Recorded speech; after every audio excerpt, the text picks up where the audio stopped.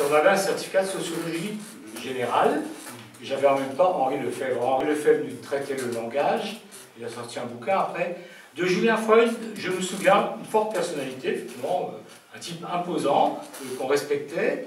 Il n'était pas encore engagé dans le Grèce, j'en dirai un mot après. Mais j'ai le souvenir que, en fait, grâce à lui, j'ai connu Max Weber. Voilà. Si je me rappelle bien, il faisait un cours sur Max Weber. Donc voilà, j'ai appris des trucs grâce à Freud. Alors, il se vantait, si je me souviens bien, d'avoir fait la résistance, et y compris, alors là je ne sais pas si c'est vrai ou faux, il disait qu'il était communiste, qu'il était membre du Parti communiste. Il a été. Son père. Oui, non, il a fait dans les FTP. Il a fait partie des groupes communistes, mais après des groupes royalistes aussi de. Je ne sais plus comment ça s'appelle. Il était dans les FTP, voilà. Du franc-tireur partisan. Ouais. Oui, mais il a changé, mais la résistance pour lui c'était. Oui, non, alors la résistance ça peut être par anti-germanisme. Bon, c'est oui, pas la même chose que si on est résistant communiste il n'était pas. ou par l'anti-germanisme. Bon, enfin, en tout cas, moi, je me souviens aussi qu'au début des années 70, j'ai lu effectivement sortir cette revue Éléments qui existe encore d'ailleurs, qui est par Alain Benoît, qui est vraiment un penseur remarquable d'ailleurs, mais d'extrême droite, hein, qui anime bon, ce que moi j'appellerais un certain type de fascisme paganiste et européen, pas nationaliste, mais européen. Hein. C'est l'Europe, c'est ça la dimension, et donc le paganisme, effectivement. Et je me souviens très bien avoir vu, alors il y avait une espèce de comité éditorial, hein, des têtes pensantes d'éléments, et bon, c'est là que j'ai vu que Julien Freud était parmi ces têtes pensantes. Alors c'est-à-dire engagement, ça implique quelque chose de l'ordre du non-retour. Il n'a jamais été engagé, dans le sens il a collaboré, il a cautionnait un comité éditorial, c'est des gens qui normalement appellent des contributeurs et qui cautionnent quand même ce qui est écrit, quoi, hein, voilà. Enfin bon, donc pour moi à l'époque, dans les années 70, il était clairement engagé dans le Grèce, c'est-à-dire dans ce paganisme fasciste, quoi, qui existe encore aujourd'hui, entre autres, avec la même revue Éléments d'Alain Benoît. Ceci dit, on peut dire ni trouver du paganisme ni du fascisme dans ce qu'écrit Julien Freud. Oui, c'est écrit ça. Je parle d'éléments. Alors, il y a un petit détail géographique, il habitait Place Brandt, derrière nous, et c'est que c'est à côté de l'Institut de Sociaux. Oui, c'est pas loin. Et je me rappelle, il y avait un colloque il y a quelques années, en 2011, et son fils est intervenu, et il racontait, en 68 notamment, ils habitaient au rez-de-chaussée. Et des étudiants sont rentrés par les fenêtres, et Julien Freud les a accueillis et il a débattu, parce que Julien Freud, non déplaise, débattait librement avec qui voulait bien écouter ou disputer avec lui. Quand vous voyez la tête, la figure de Julien Freud, il n'a peur de rien de personne, ne cautionne personne, mais s'engage et expose ses thèses, ses théories, là où il est admis à pouvoir le faire. Moi, si je peux un petit peu poursuivre, si vous voulez, donc c'est un homme de débat fondamental, parce qu'il n'a pas peur de laisser venir ce qui pouvait être suspecté d'émeutiers, etc., dans son propre salon et d'en discuter, et d'affronter qui que ce soit d'un point de vue dialectique ou autrement. Sur ces thèses,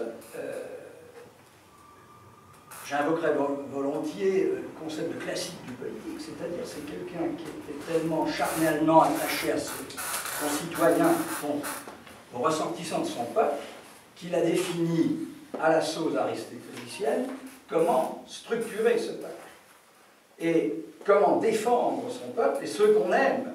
C'est ça le classique du politique.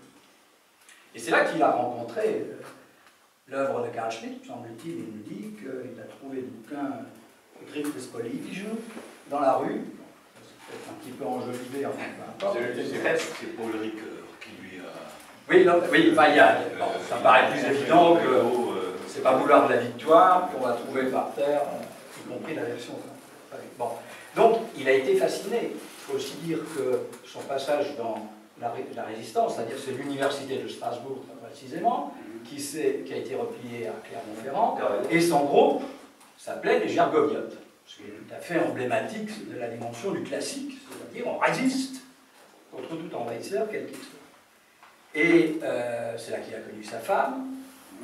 Alors là, on retrouve l'Alsace, hein, Kuder, c'est la fille Kuder, etc., Douvillé, etc., et l'oubli momentané peut-être de Henry Dorf, etc., les racines. Donc, la donnée fondamentale, c'est du classique, du politique.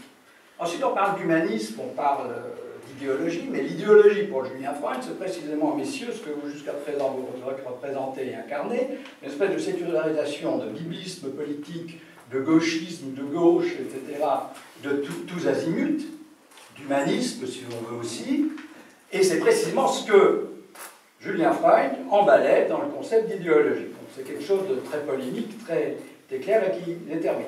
Et alors, évidemment, ce qui effraie beaucoup, c'est ce critère de ami-ennemi.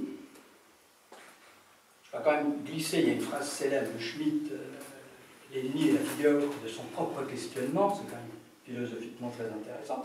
Et on est là dans la théologie, en fait. Et c'est là, on retrouve Schmitt était catholique, Julien Freund également, et qu'est-ce que c'est l'ennemi? Et effectivement, on se retrouve dans des batailles procédant de la théologie politique. Petite parenthèse, vous avez cité une phrase tout à l'heure de Schmitt, théologie politique. Le souverain est celui qui décide en cas de situation constitutionnelle. C'était en 1921, en 1978. Il a dit autre chose, il a dit souverain est celui, c'est beaucoup plus actuel, qui régit, si vous voulez, la communication, c'est-à-dire des Welle des Raumes, hein, c'est celui qui diffuse, qui communique, ou qui dialogue comme nous le faisons ce soir. Donc c'est la figure de ce classique qui me paraît être, et qui fout les pétoches à la gauche, c'est tout simplement, parce que la gauche prétendument humaniste, ou les gauches, etc., se targuent d'aimer tout le monde, etc., et sont effarouchés dès qu'on envisage de structurer des communautés politiques historiques, donc des peuples, des pays, des nations, etc., des continents, voilà. Moi, j'ai pas, comment dire, je pense pas que je sois représentatif de cette pensée. J'ai rebondi, excusez-moi, sur la situation qui est quand même emblématique. Mais personnellement, j'ai pas... Je crois que ceci est très important. Freund est quelqu'un qui est enraciné et qui considère que l'enracinement est essentiel. Hein, oui. C'est-à-dire qu'on est attaché à une communauté caractérisée par sa culture, son histoire, etc. Et cette communauté, elle doit se défendre si elle est attaquée. Voilà. Et donc, elle doit reconnaître qui l'attaque et qui est son ennemi. Hein,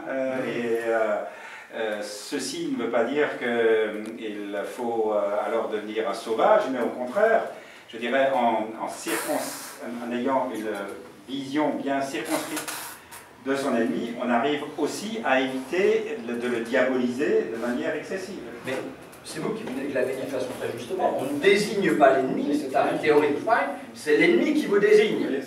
Hein, d'où l'histoire Hippolyte en particulier, etc. Vous avez beau faire ou refuser de désigner l'ennemi, si l'ennemi veut vous désigner, veut vous poignarder en sortant ici ou vous balancer des bombes, etc., c'est lui qui est politique. Et vous pouvez refuser d'être politique.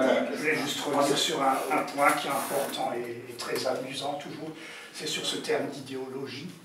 Comme on sait, c'est toujours les autres qui sont dans l'idéologie, surtout pas moi. Surtout, bon, bien sûr, dans la revue Éléments, il n'y a aucune idéologie, bien sûr, c'est pas fait. Non, mais ça... C'est de la pensée dans toute son auguste, son caractère très augustement désintéressé, désincarné, absolument pur. Oui, c'est toujours les autres, l'idéologie.